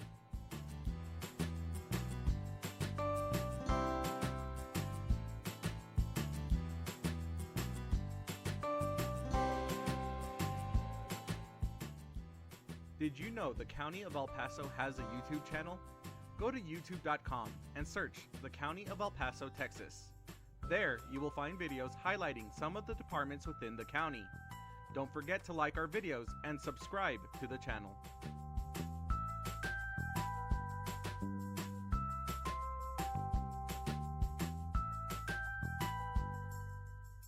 Here's an information technology friendly reminder on how to protect your mobile devices. Make sure the OS and software are up to date at all times. Download apps from reputable sites and closely review permission requests. Use a strong complex password. Turn off Bluetooth and other connections when not in use.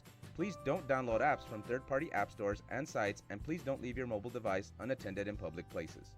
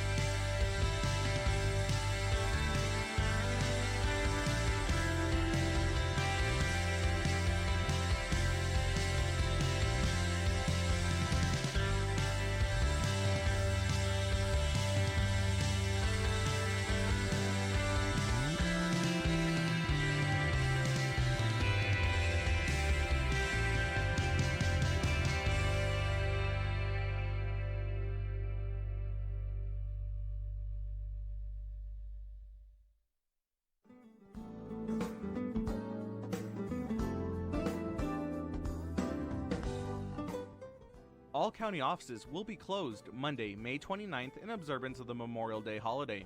All county offices will reopen on Tuesday, May 30th, 2017.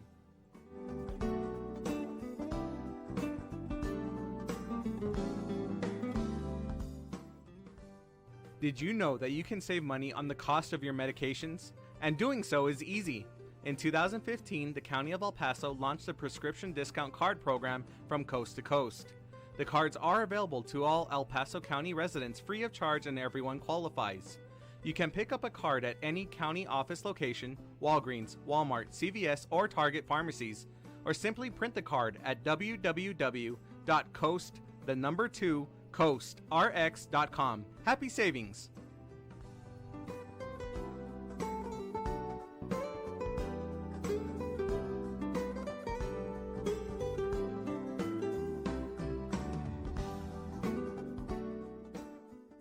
As a reminder from the Information Technology Department, please don't save critical or sensitive data on your desktop.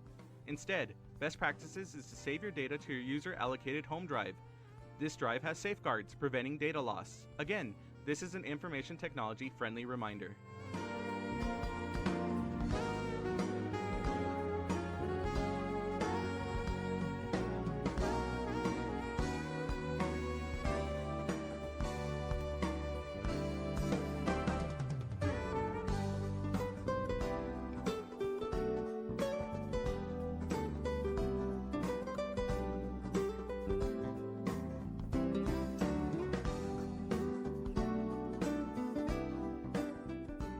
The 346th District Court Judge Angie Juarez Barril started the El Paso Veterans Treatment Court program in 2012 for veterans and active service members that have been arrested and charged with a felony or misdemeanor criminal offense. To be considered for the specialty court, the statutory criteria includes be a veteran or current member of the United States Armed Forces, including a member of the Reserves, National Guard, or State Guard, and suffer from a brain injury, mental illness, or mental disorder, including PTSD, or be a victim of military sexual trauma, all occurring or resulting from military service. Call Sylvia Serna, Veterans Program Director at 915-546-2119, or email her at sserna@epcounty.com for any information.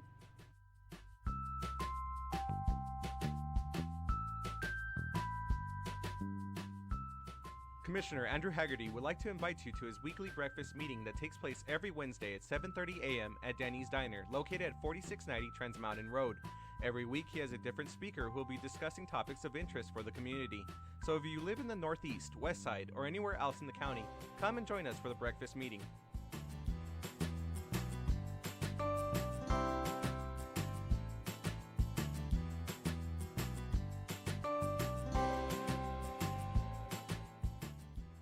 Did you know the County of El Paso has a YouTube channel? Go to youtube.com and search the County of El Paso, Texas. There, you will find videos highlighting some of the departments within the county. Don't forget to like our videos and subscribe to the channel.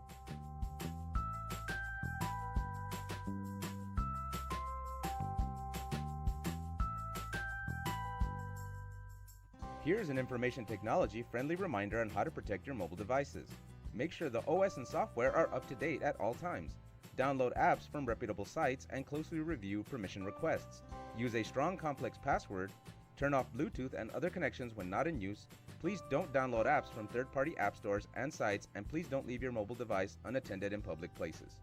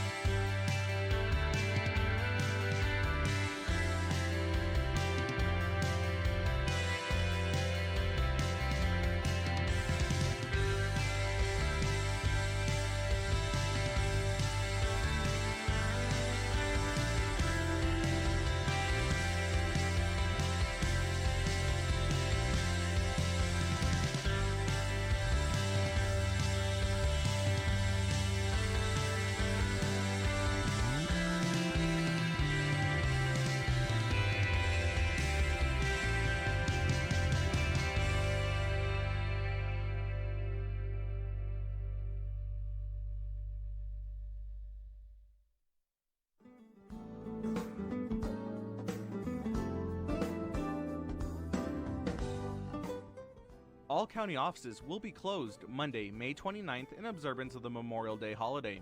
All county offices will reopen on Tuesday, May 30th, 2017.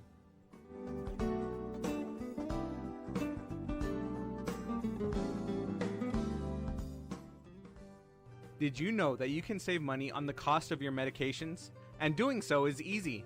In 2015, the County of El Paso launched the prescription discount card program from coast to coast. The cards are available to all El Paso County residents free of charge and everyone qualifies. You can pick up a card at any county office location, Walgreens, Walmart, CVS, or Target pharmacies, or simply print the card at www.coastrx.com. Happy savings!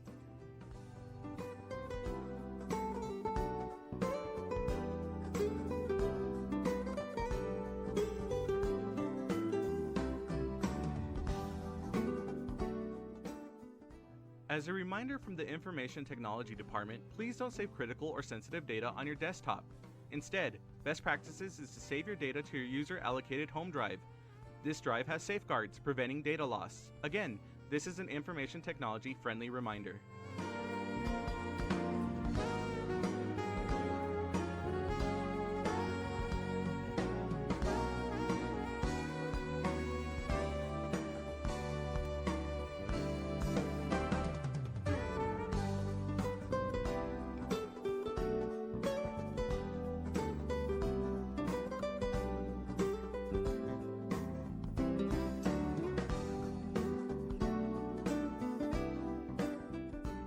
The 346 District Court Judge Angie Juarez Barril started the El Paso Veterans Treatment Court program in 2012 for veterans and active service members that have been arrested and charged with a felony or misdemeanor criminal offense. To be considered for the specialty court, the statutory criteria includes be a veteran or current member of the United States Armed Forces, including a member of the Reserves, National Guard, or State Guard, and suffer from a brain injury, mental illness, or mental disorder, including PTSD, or be a victim of military sexual trauma, all occurring or resulting from military service.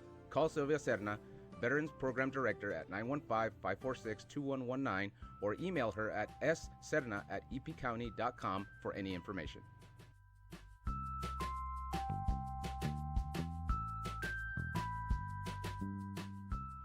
Commissioner Andrew Haggerty would like to invite you to his weekly breakfast meeting that takes place every Wednesday at 7:30 a.m. at Denny's Diner, located at 4690 Trans Mountain Road. Every week he has a different speaker who will be discussing topics of interest for the community. So if you live in the Northeast, West Side, or anywhere else in the county, come and join us for the breakfast meeting.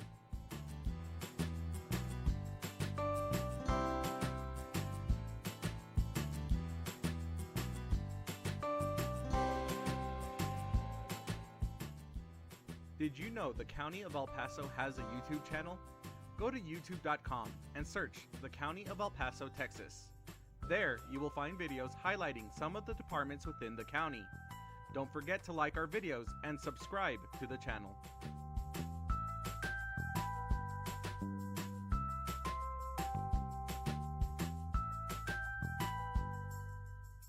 Here's an information technology friendly reminder on how to protect your mobile devices. Make sure the OS and software are up to date at all times. Download apps from reputable sites and closely review permission requests. Use a strong complex password. Turn off Bluetooth and other connections when not in use. Please don't download apps from third-party app stores and sites, and please don't leave your mobile device unattended in public places.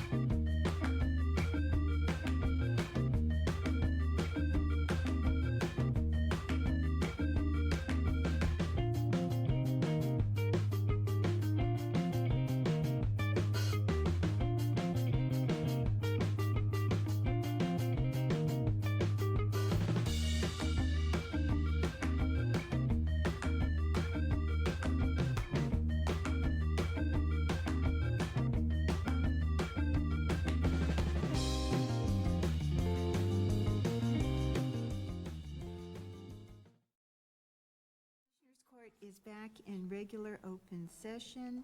Item 13, discuss and take appropriate action on potential litigation regarding Senate Bill Number 4. No action on this item. Item 14, discuss and take appropriate action on the potential litigation regarding the claim of Adriana Villa, County Attorney Number 010617 PC. Good afternoon, Judge, Commissioners. Jed Unterrecker, Assistant County Attorney. I would ask the court for a motion authorizing the county judge to sign a settlement agreement for the county's claim against Ms. Villa as discussed in executive session. Okay, any questions or a motion? Motion to approve? Second. Thank you. Commissioner Leone? Aye. Commissioner Stout? Aye. Commissioner Haggerty? Aye. Judge Escobar? Aye. Motion carries.